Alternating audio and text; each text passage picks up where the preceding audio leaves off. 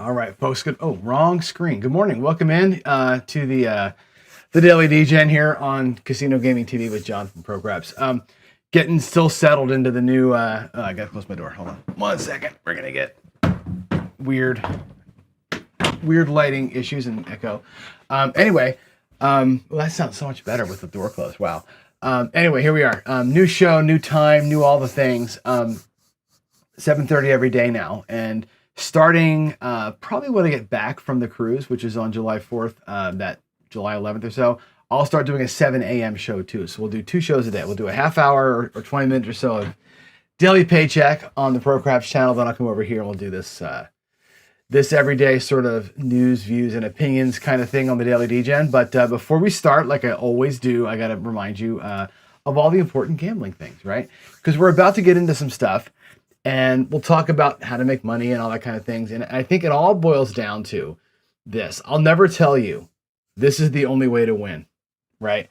I'll never tell you here's the miracle cure, but other people do, or other people present things as though they are that thing.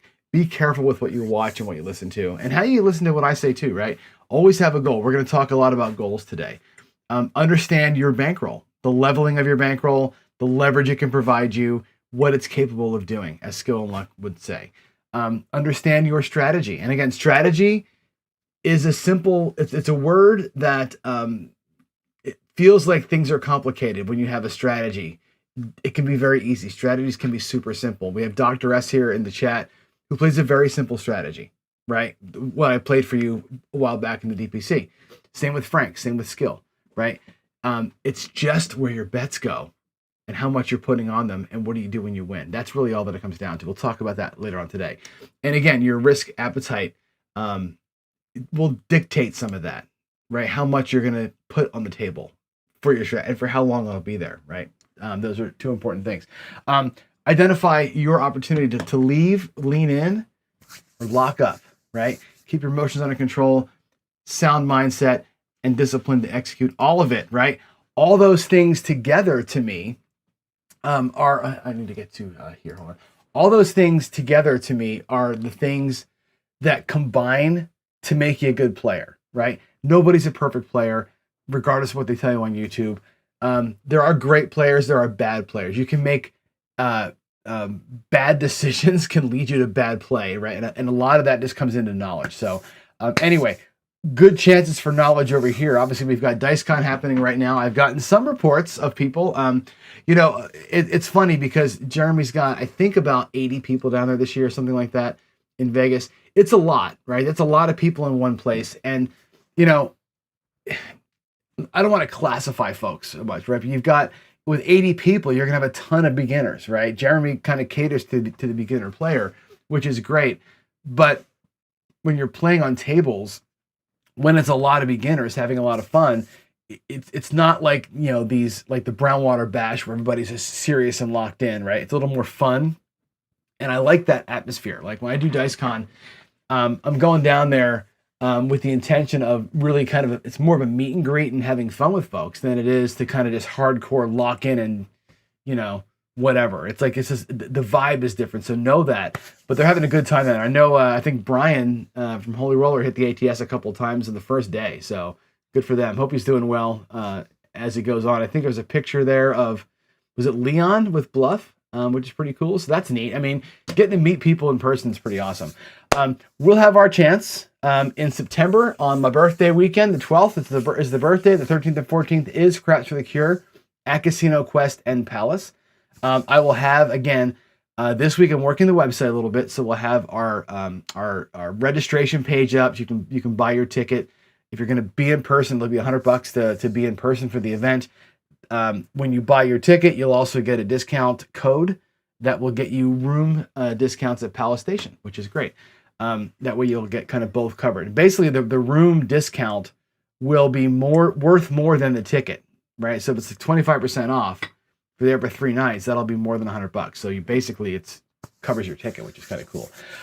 Right after us, Big AZ is going to be in Vegas for his event. His next meetup is September 28th. And of course, after that, Casino Tiers Clinics, which I will hopefully be a part of this year. So, all right, that's what's happening out there. What's happening in our world is a couple of things. Roll to Win, Ed, did a show with Michael Feldman, his latest Tales from the Table with Michael Feldman. And again, Michael, I know well. Michael got me into the casino hosting business. I'm a sub rep with Premier, as you know. I've gotten to play with Michael more than a few times. I made a lot of money on Michael's throw. He's a great thrower and a really, really, really good guy. Like me, his kid plays baseball, so we have lots to talk about and that kind of thing. But I have not yet watched the full show.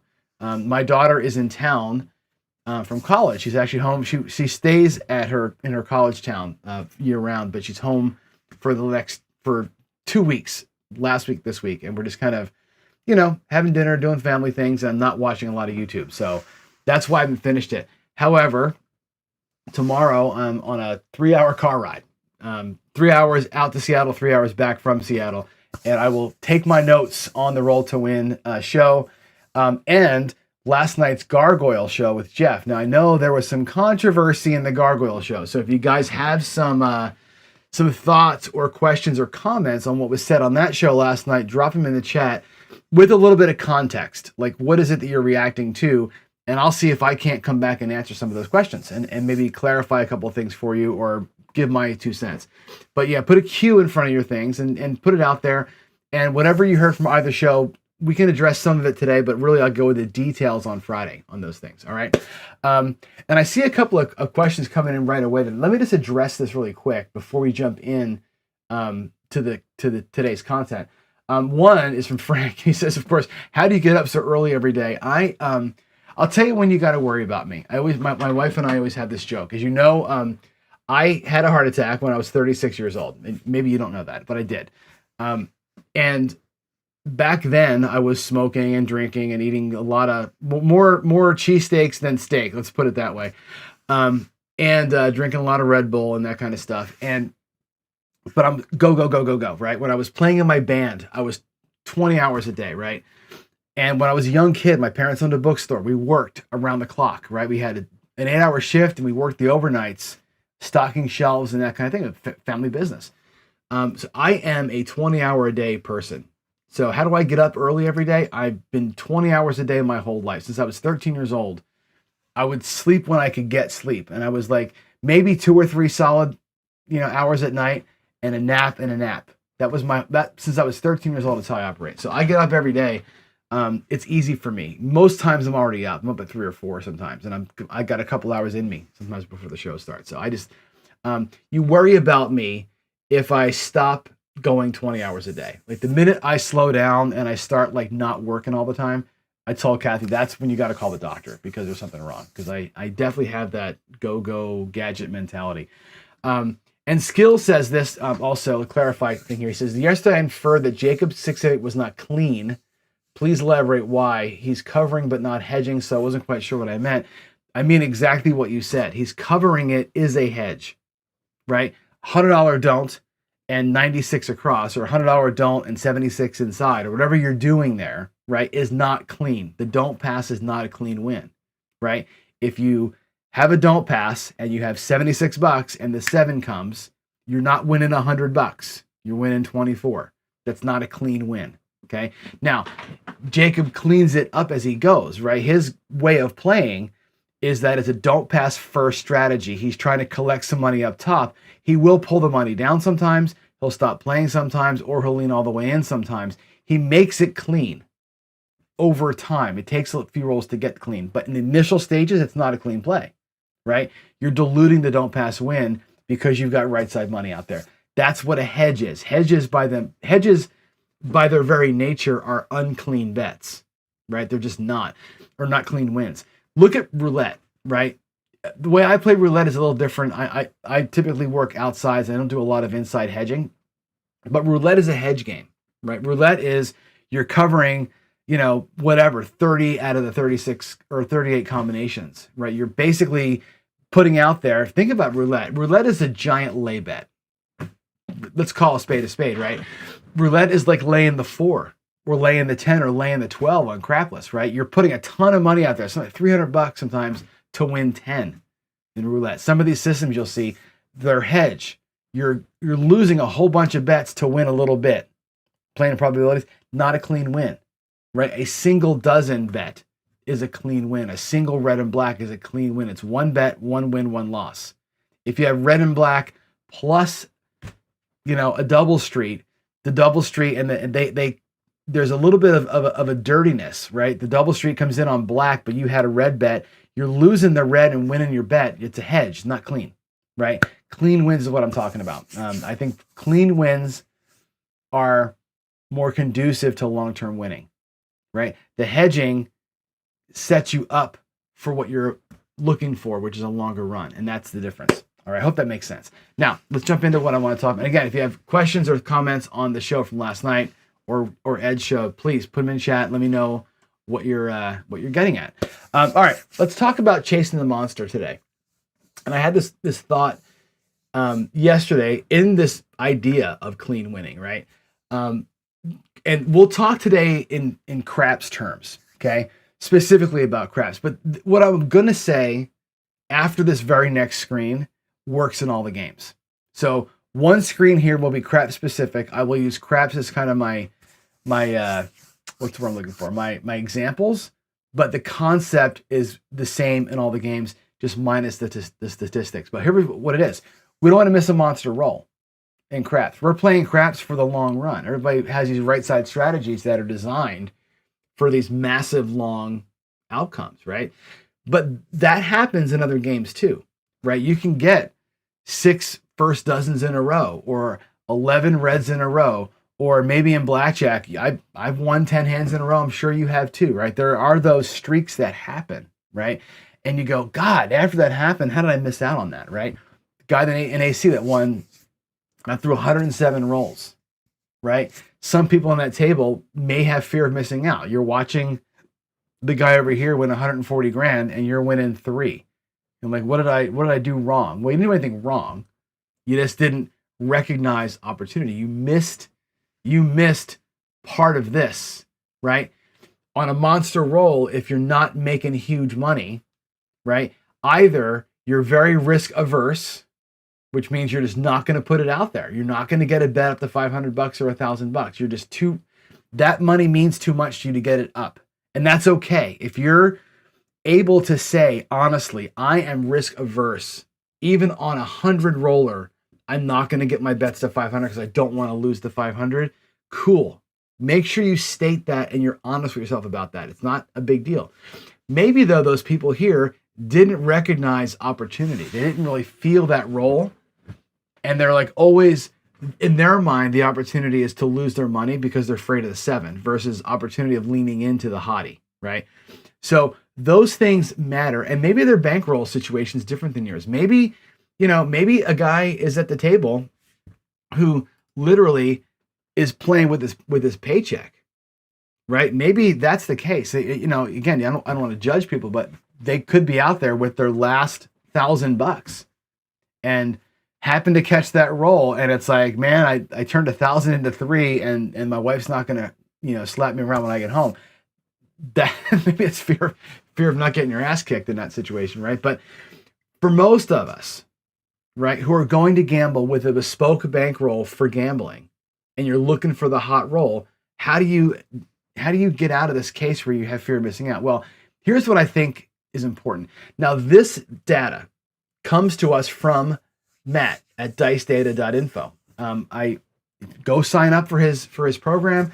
You'll get this information for free. He's got a PDF that he gives you. It's like 15 pages. It's fantastic. It's full of all the nerdy shit you want. Here's what I consider to be one of the big takeaways from it. Okay. The real numbers after running all his 100 million bots that he ran or whatever it was, right? The average shooter 7s out after 0 rolls, PSO, about 10% of the time.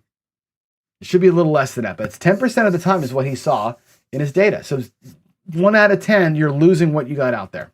Okay. In 3 rolls or less, about 3/4, 75% of the shooters are done. In 3 rolls or less, 75% of the time, 3 rolls or less. 50% of the time, it's 6 rolls or less. Again, 7 out after this number of rolls, which means the statistical average is 8.5. This means setting the point and getting some rolls in, right? 11 rolls or less is about a 25%, 1/4 of the time.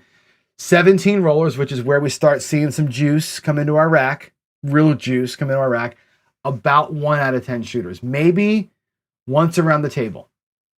And that's what this is telling me, right? Once around the table, right, about 1/10 of the time, you'll see a 17 roller, right? 1/4 of the time, which means 2 people around the table, you're likely to see 11 or so rolls.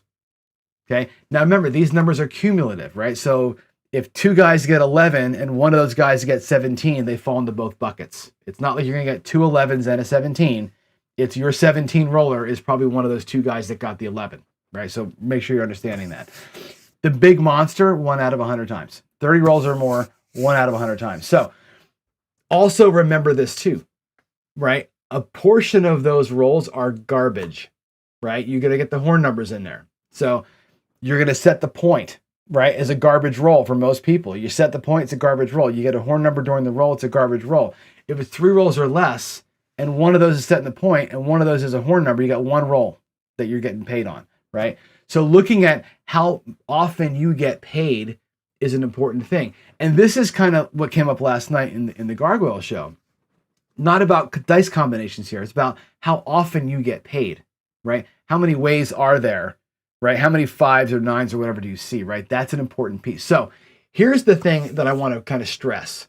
And again, this is a crap specific thing.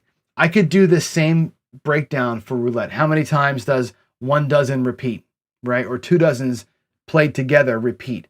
We can get that data, and I'll present some of that to you for make the screen better later on. But for now, let's talk about craps, okay?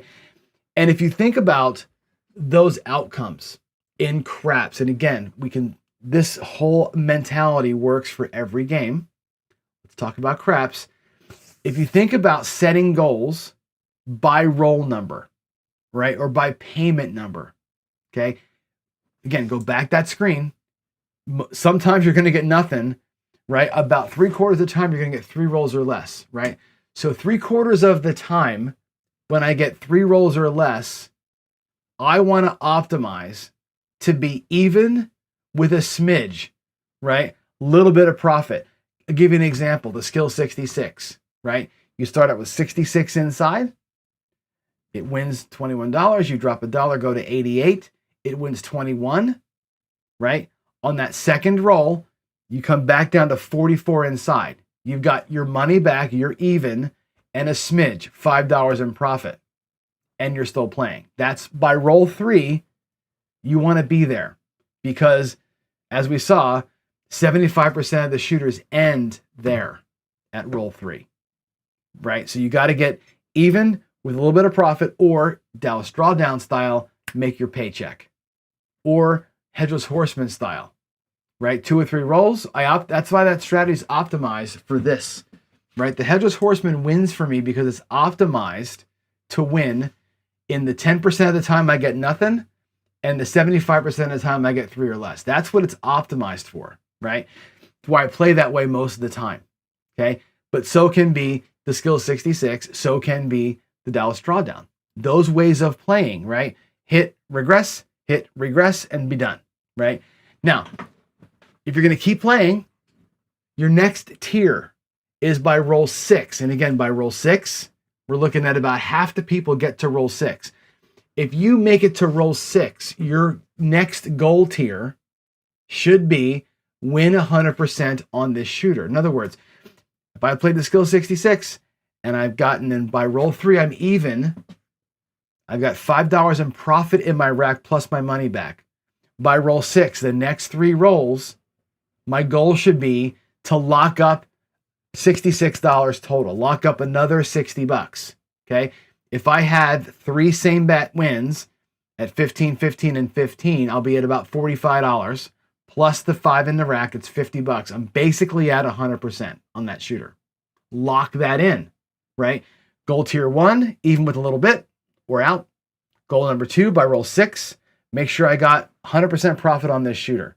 Now it's decision time. Okay, here's where we're going to get into what should your personal goal tiers be at roll 10. And again, these nexus points at roll 10, at roll 17, at roll 30, right? What are you looking to achieve by roll 10? You better have, if you're going to be leaning into the monster, one roll, one of your numbers at least, at a color change. By roll 10, one of your numbers should be giving you, if you started out at 10 or 25, a black chip. If you started out black chip, by roll 10, you better have some number out there at Barney level, right? By roll 10, color change it, right? That's your next goal. Then by roll 15, and again, you're looking at only 10% of people getting this far. So 10% of the time, if you get to roll 15, your goal ought to be a 3x bankroll win and every chip at new color, right? So by roll 15, if I'm playing the 66, right, I better have every single bet collecting black chips. I better be at 440 inside or 330 inside by this time, right? With about 180, 200 bucks in the rack, right? Start with 66 bucks. I want 3x in the rack. I want 200 bucks in profit, and I want every bet at 330 by roll 15, right? If it keeps going by roll 30, I had better be at 10x. I better be at least 10x my starting, which was 66 bucks. I better have at least 660 in the rack. And I better have all my bets up to where I'm comfortable saying I'm okay with losing that. And where my personal maximum is, right? These are, again, this is for me. This is for me. This is my personal, the way I approach the rolls, right? For me, I'm not going to purple by roll 6. Some people will go bam, bam, bam, bam, bam, and just hammer the shit out of something and get to purple chips quicker than I do. I'm looking at by roll 10, one of my numbers is getting black. By roll 15, they should all be getting black. That's how I'm approaching it, right? I'm a little more conservative, right? A little bit more risk averse, especially early in the rolls. You should take a look at this numbers by roll 3, 6, 10, and 15, which, as remember, are, 75% half the time, 25%, 10% of the time. What are your personal goal tiers? What are you looking to achieve in your hand, in your rack, by those roll counts? And it's not like after roll 6, the 7's coming, take my shit down. I'm saying after roll 6, I should have X in my rack, right? That's what I'm looking for. That's how I approach a session with a shooter. And again, it takes me a little while to get where I want to be. Once I get past that one nexus point, the 15 roller is my nexus point, that's when I go hard. But I don't go hard until about then. I want to make sure that I'm locked in those things.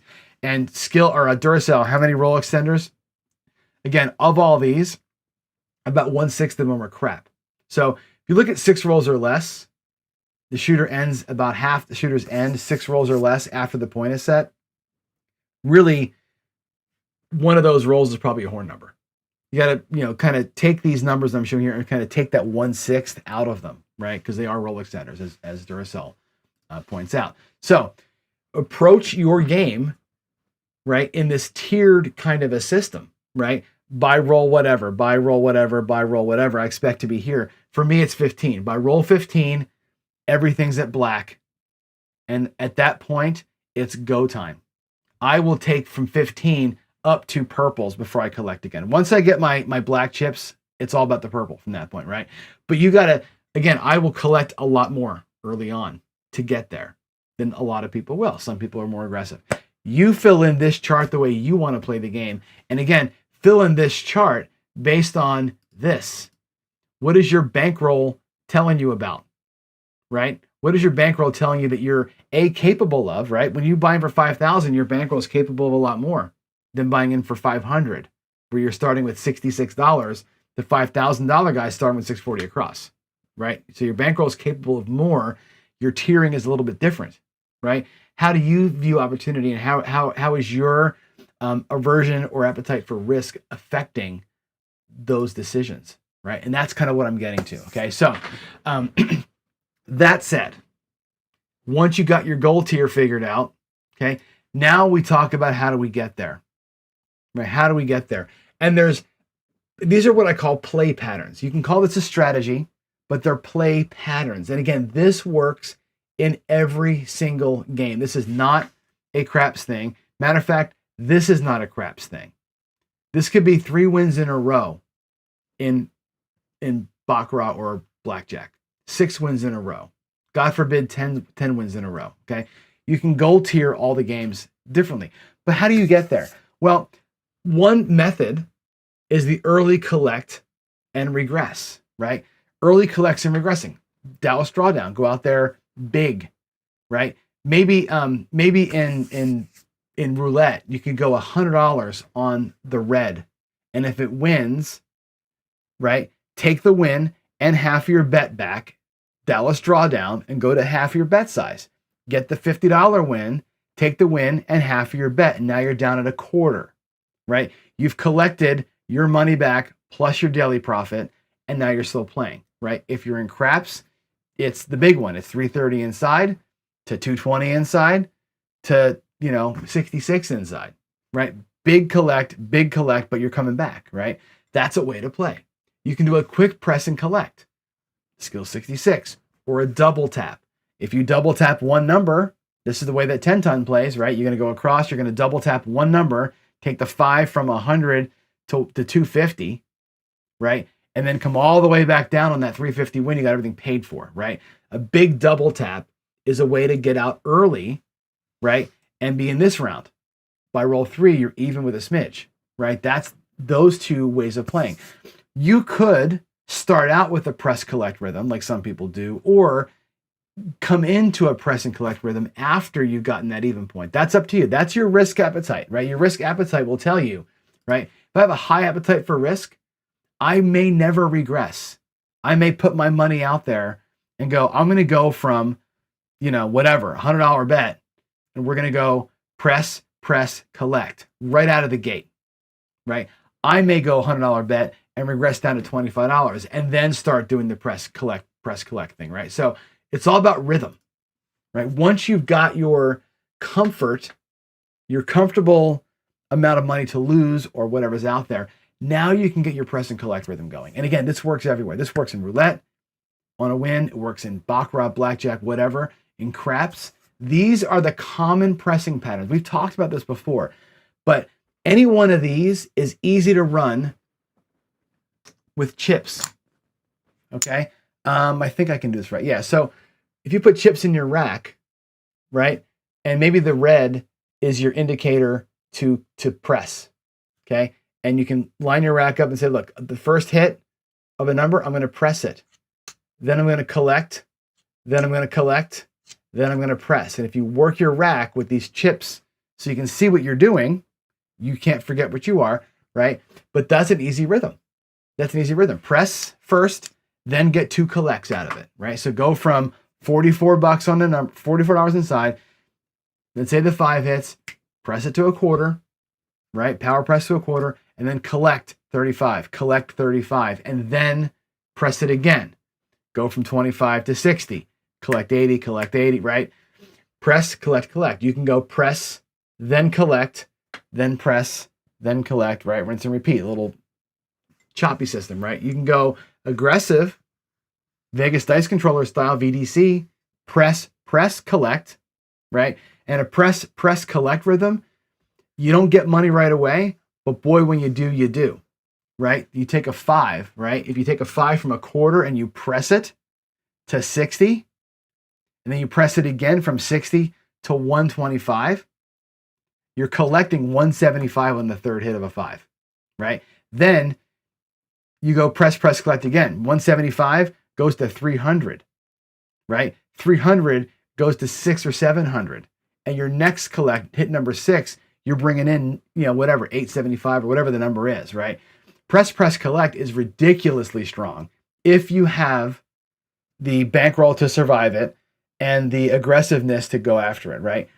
The conservative people, I showed you this the other week, right? Collect, press, right? The exact opposite of that, right? When I was doing my full inside press, it was collect, press them all. Collect, press them all.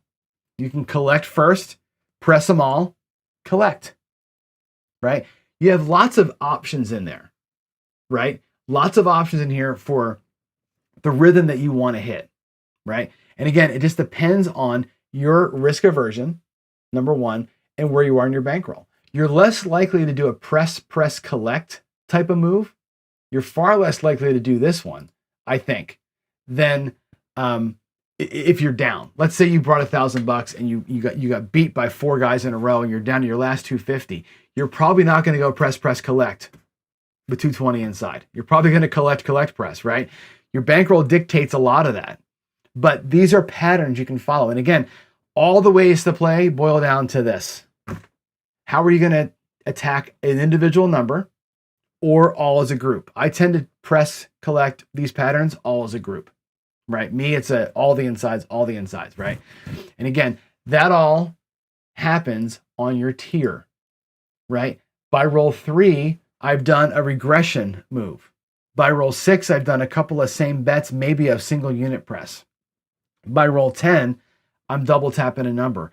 By roll 15, right, I've got them all at some level where I will then start to go press, collect, right?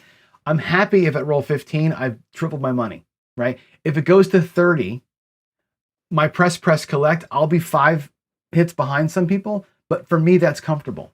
And I'll take that and be super happy with it, okay?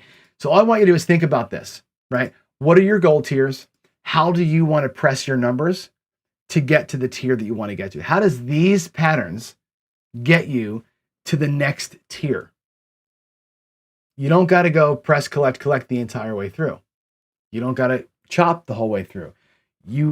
However you want to hit it at tier 1, tier 2, tier 3 is up to you. And that's, I think, where the beauty of these games are, right? To me, the mentality of these games is not just same thing over and over again. It's like altering your patterns at different phases of play. And at later phases of play, I'm much more apt to go press before a collect. Much earlier, I'm going to be more collect, press. Does that make sense? So that's for me, right? You do you. I think it's an important thing. All right, let's go to some questions over here. I'm going to go back over to this view here and the questions and answers. And let's see what we have. We have Dr. S saying, do you think the casino will install? Yes, 100%.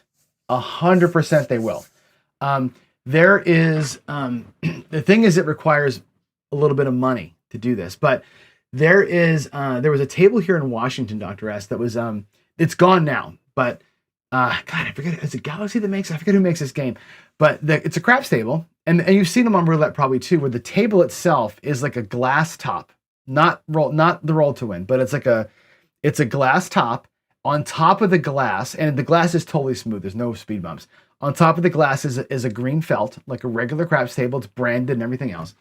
And the dealer, the pit person or the box person, has a little computer. So you roll a number, it's 5, the 5 lights up on the table.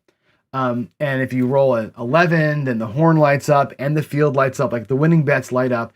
But it's still real felt. It's just that the light shows through it. It's really kind of cool.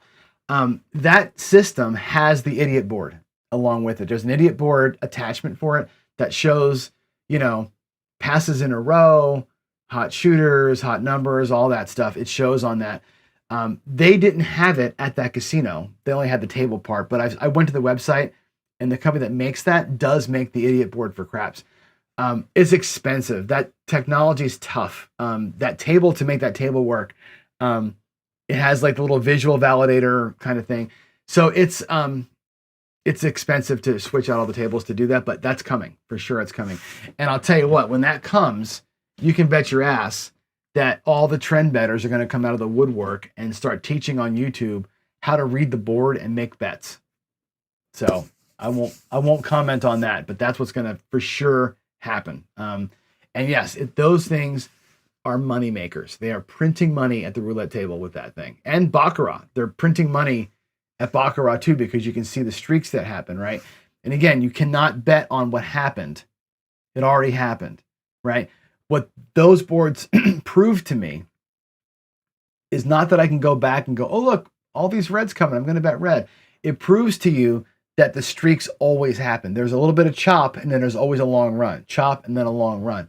So it gives me kind of the mental fortitude or the whatever, the permission to lean into a streak, because I know that they form. The idiot boards prove how the streaks form. But yeah, they're not good bet indicators for sure. And Skill makes a great point. Be content at every stage. And then to go back to the stages, please. because of this, right?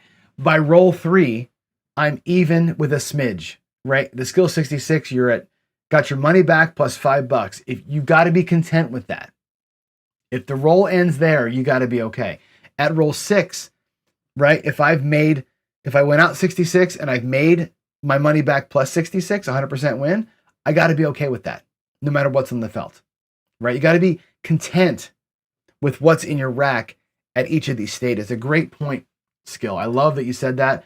It's perfect, right? That's exactly how we have to be approaching these things.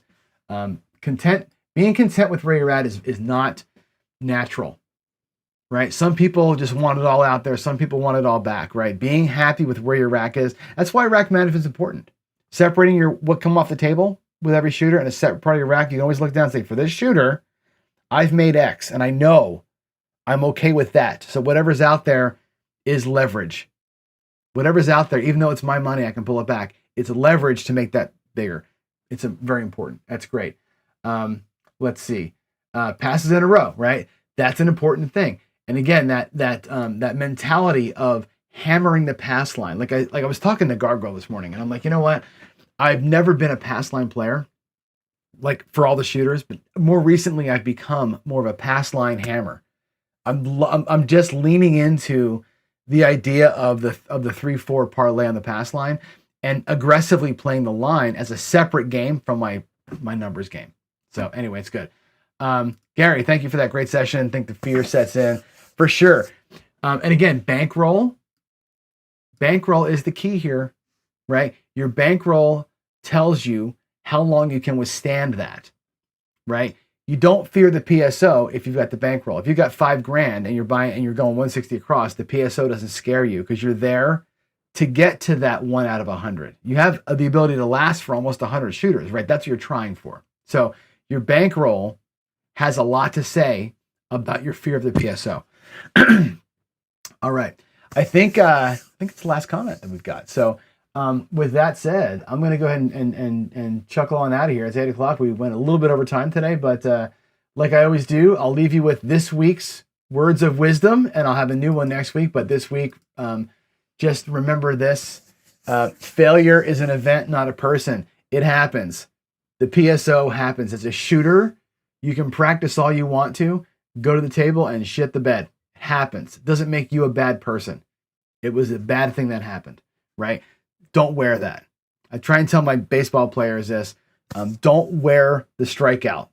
Don't wear giving up a home run if you're a pitcher. Shit happens, right? You can fail. It does not make you a failure. Capiche? All right, guys. No show tomorrow. I'm going to be traveling to Seattle tomorrow, so no show on Thursday. I'm back on Friday, hopefully with a nice little review session of both the Roll to Win and the Gargoyle shows. And until then, God bless y'all, and I'll see you on Friday. Bye, everybody.